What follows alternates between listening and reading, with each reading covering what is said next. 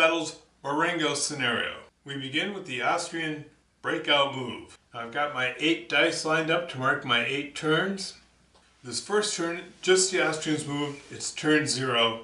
And I want to explain a little bit about using movement sticks for those who are used to hex and counter games and have never used movement sticks. They're really easy. Here's the foot movement stick. There's a mounted movement stick. And also a command range is 1/3 of a mounted move. Here you see Victor's command range.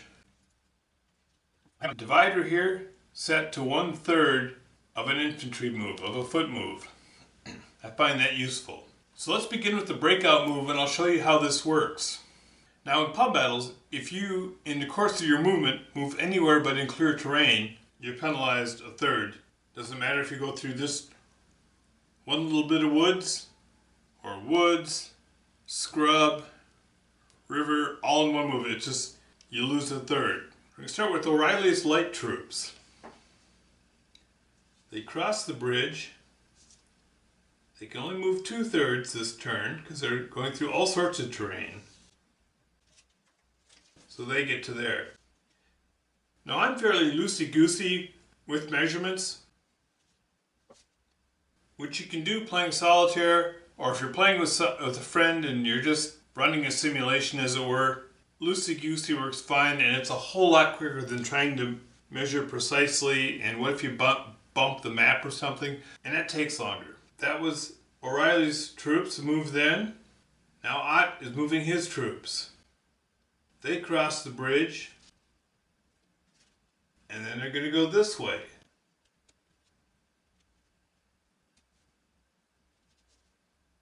And now we have Melas Corps. Melas Corps has 13 blocks. They can get to about there. They can get to about there. Now actually, these 3 blocks are cavalry, mounted. They can move further. But let's just say I'm playing versus another human opponent. I don't want to give away that's where my cavalry is. They're just going to move there. They're being screened by this detachment. Now here we have 2 detachments in column.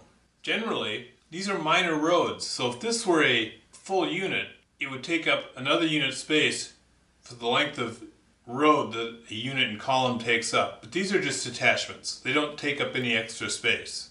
Now in column, as long as they're moving on roads, their movement is doubled. It goes across, they get to that bend in the road, to that bend in the road, to that bend in the road, to here.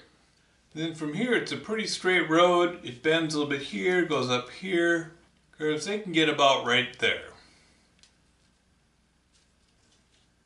Why am I doing this? Because the French have to make sure that the Austrians don't break out. Here's a breakout route, here's a breakout route, and here's a breakout route. So I want to force the French to try to cover everything and spread out their tiny army as much as possible. These are just detachments, but if he doesn't send something to deal with them, he's going to be in trouble. So for the cost of a couple of detachments, I can take up 2 full-strength units off of these troops here. Also in the movement phase, you can fire artillery. The only artillery he's within range of is this unit here, and this is Mortson's artillery here.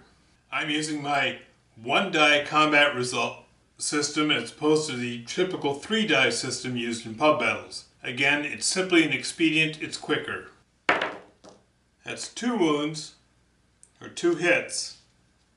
Flips him and pushes him back.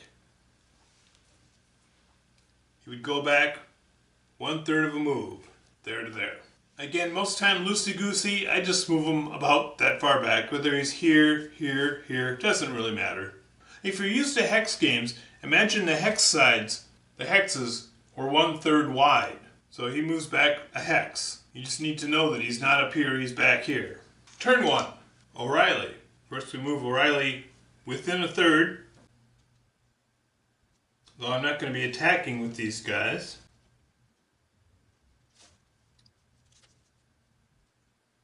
This is light orchard terrain. Slows down a bit. He stops there. Ooh, the Austrian is going first.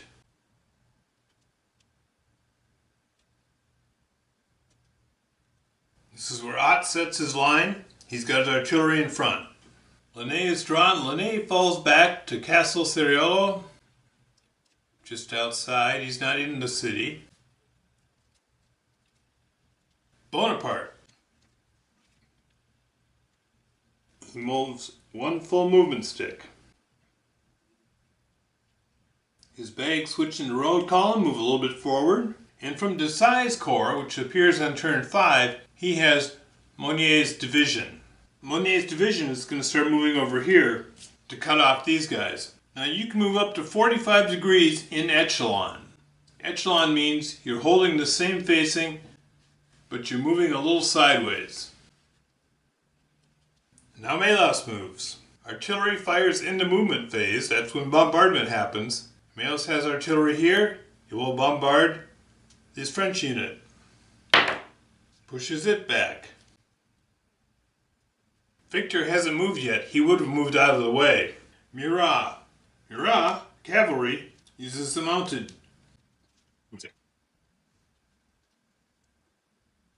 Oh wait, I hadn't moved all of Melas a second time.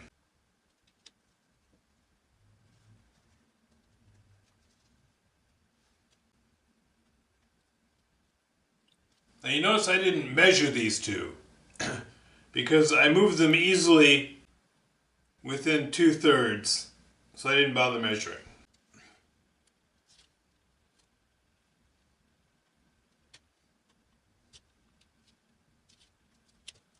So I've moved 2/3 of a movement stick on a road in column, so that cost me 1/3 to do. There's 1/3, they come out of column, that's 2/3, and they can move 1/3.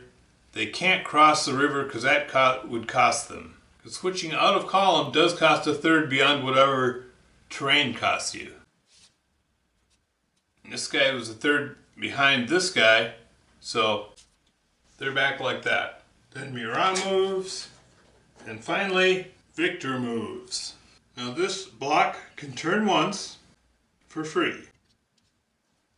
Can move up to 2/3. Always has 1/3 left. This time when he turns, the first one is free, second one costs 1/3.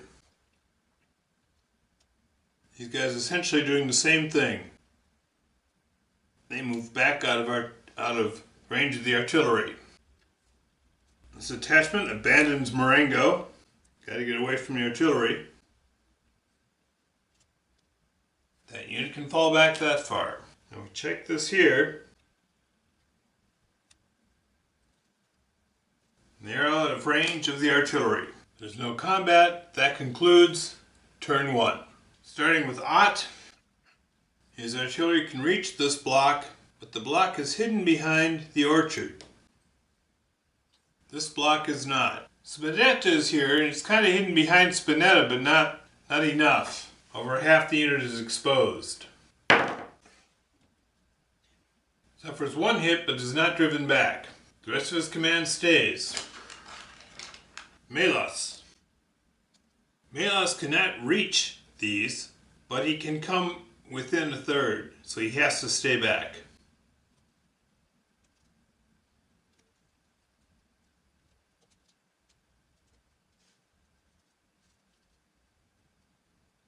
His line is advancing, but begins spreading out. In fact, they're not going to go that far forward. Because if for some reason these are pushed back, we don't want them to foul up the rest of the line. Linné. Linné falls back. We can see cavalry here now. Murat is going to move up behind his cavalry. Advance them forward. Bonaparte. Napoleon has to decide where he wants to put the reserve, his guards. He's going to start moving them to the French left. Monet moves behind Lobie. Finally, O'Reilly's Grenzers. They cannot contact this block, so they have to stay 1/3 away. Again, Victor moves last. He has 3 spent units, but he certainly doesn't want to deploy bags yet.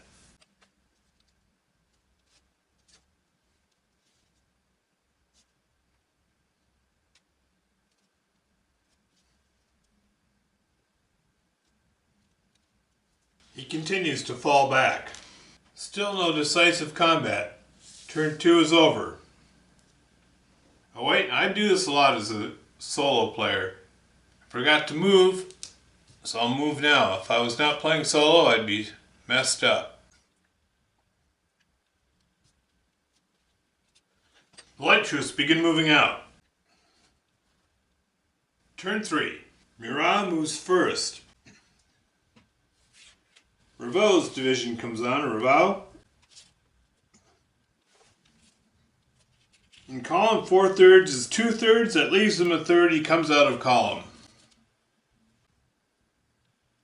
Murat's cavalry falls back just a little bit. Victor moves early.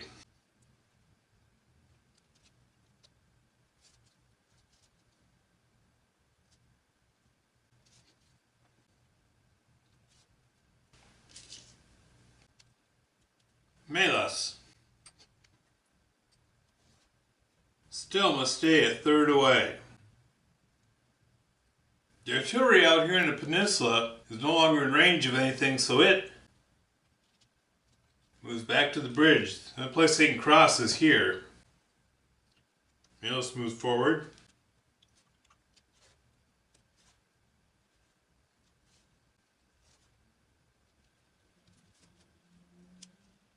Now this is a swamp. The cavalry can't move through the swamp. These are detachments, they can. So it has to move out, turn, come back. You get the idea.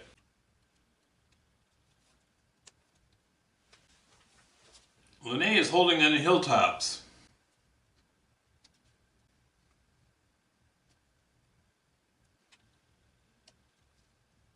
Bonaparte sets up the Imperial artillery. And Marier's division moves over to block the passage of those Austrian units. O'Reilly's light troops continue the advance.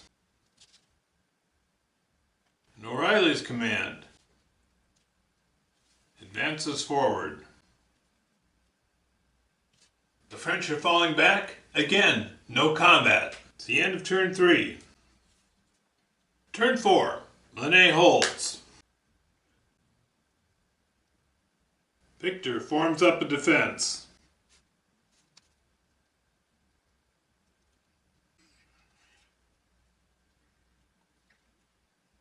He refuses his right flank, allowing the French artillery to open up. Murat's cavalry does not attack because it could become flanked by the 2 units. Also, there's no command over there. Melas. Now here's where Melas is here. He's going to move up here to put these 2 in command control. He does not have these units are outside his command range. Well outside. So they can't attack. They don't want to attack at this point. This detachment is going to occupy Lobby. Ordinarily, when you enter buildings, the unit becomes spent.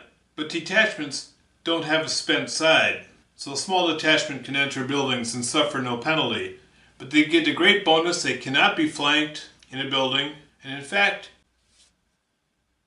they'll both move in there. They can't be flanked. They're in cover. And the cavalry can attack them in buildings. Take that. This means that these 2 units are essentially taken out of the battle. They don't have a way to attack that, and yet they must watch it, because if they move, then the Austrians can secure an escape route. Bonaparte opens up. 2 hits. Well, the Grenadiers ignore the first hit. The second hit flips them to spent. Not ideal. Now here's where Murat has already moved. Had the French player wanted, he could have, or thought of it, he could have delayed Murat's appearance. If he could roll 4 or less on dice, pretty good chance, Murat would go back in. And now he could attack this and it's spent, and it'll be at an advantage. Ott moves. His forces line up with Melas. When a Melas moves, this guy could have moved that way. No combat again. Turn 4 is over. Turn 5. This turn, Desai's division comes on. Turn 5, Ott's artillery opens up on French on a hill here. 2 hits. Now this is a detachment. And a detachment doesn't push back the units. It moves all the way through. It's just a detachment. It's not going to push back a whole fresh division. That's why you use them to screen.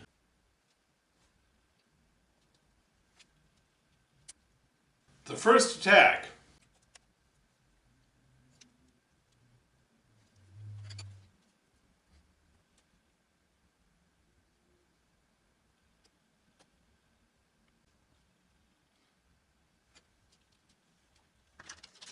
Linné's men elect to hold.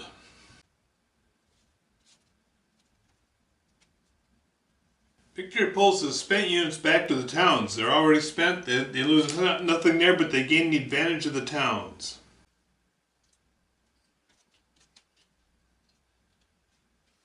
Desai arrives. And now Melas moves.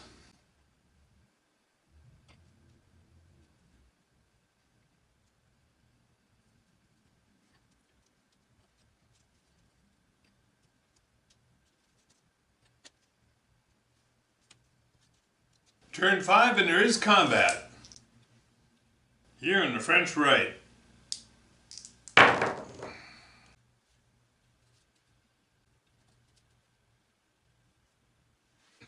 Watrin is spent, but he holds and the dragoons ride off.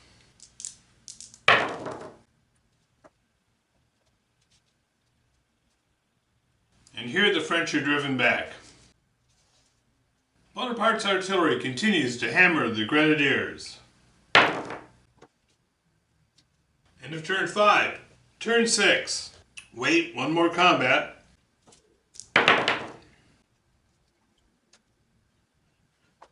French lose the detachment. Elements of Gardain's division move forward.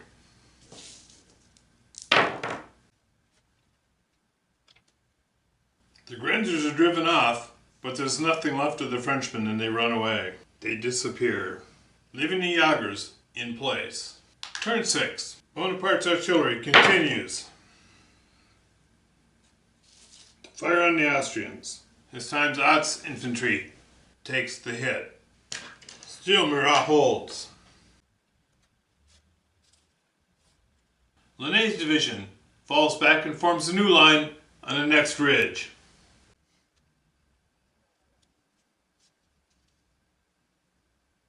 O'Reilly presses forward, peeling back the French left. Victor moves his baggage back in the clear. Elements of his corps capture the overstretched Austrian Jagers.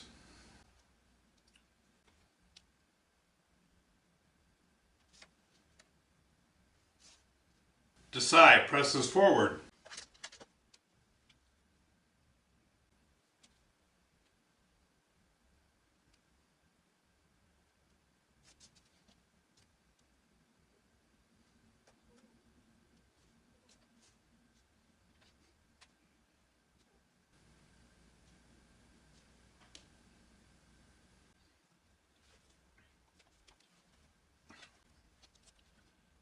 Dragoons charge the spent troops. The position is flanked by a detachment of infantry.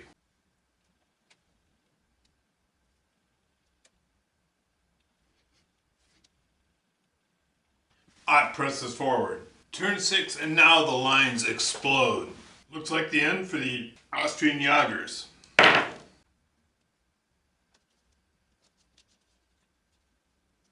They are eliminated, but they drive back Desai's troops in desperate fighting. In the towns of Lydda and Lombarta, elements of Chambarhart's division are attacked by the Austrian grenadiers. The fighting is heavy. The French will not retreat. Grenadiers are eliminated. Almsa Haddock's division move forward. Still, Chambralhart holds.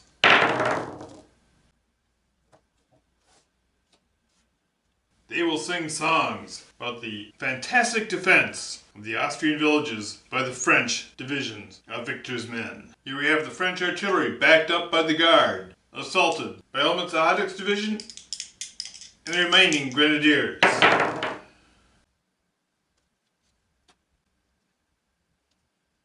The artillery fires and is pulled to safety. What's left of Haddock's division continues to attack.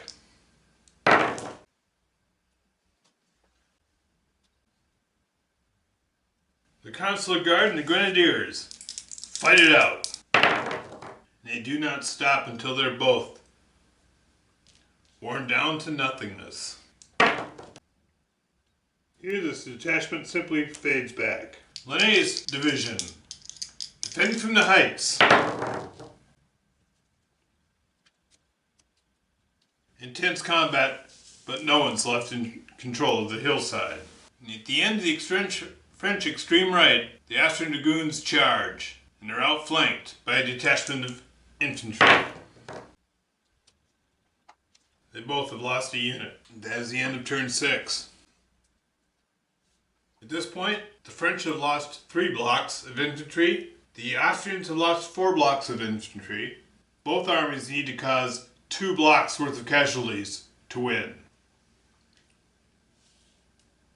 Turn 7. Ott moves first.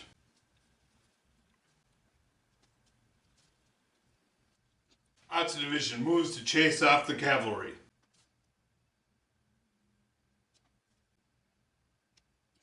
O'Reilly's Grenzers fall back. Mayloss's artillery opens up. Desai's division is in poor shape.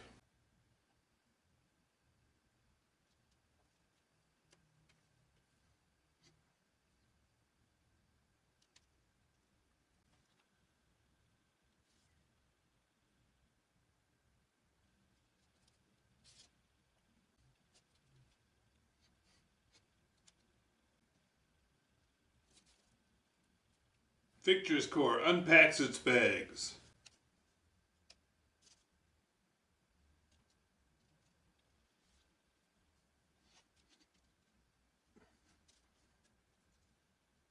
They leave Lodola, move into Casina Grossa. They like defending in towns. Desai's divisions recover.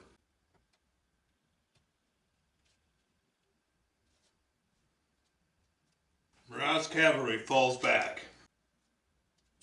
Napoleon's artillery recovers.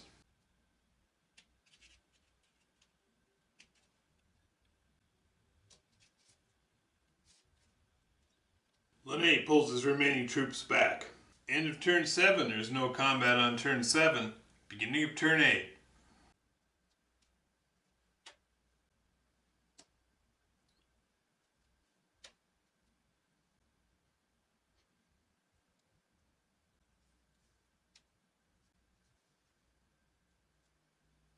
Gam's division attacks. Haddock's division attacks. Now here I did kind of screw up because all these cavalry attacks I was doing over here couldn't have happened because Melos is way over here. That is the real hang-up of the older style Ancien regime army that the Austrians had. It was not efficient. It cannot attack everywhere. The French corps-based army is much more flexible and fluid. Desai adds to the attack on the French left. Napoleon's artillery fires on the French unit, driving it back into the cavalry. What can Ott do? He attacks with everything. Lanné falls back. Murat, what can Murat do? Cavalry moves to cut off the Austrian retreat. And his dragoons, where's Murat? He's right here. His dragoons flank the Austrian defenders. Victor Chambralhart attacks. Last turn. Combat of the last turn. The French have 3 flank attacks. I think we know how this is going to go. First flank attack. Ouch. Cam retreats in the artillery. They did manage to eliminate a French unit. The French drove back the attackers, but that is not enough. Moving down the line. Austrians do nothing but get pushed back. Elements of Schellenberg's division, outflanked. 2 wounds, 2 hits on the division, eliminated. No damage there. Final attack. Another Austrian unit eliminated, and it retreats. So at the end of the game, the Austrians have lost 7 units. Their army is broken. The French have only lost 3 units. They're still in order. The Austrians have not broke out. This means Napoleon will run back to Paris, become the savior of the Republic, and history will stay the same. Good game. Thank you for watching. I hope you enjoyed this. If you did, please like and subscribe.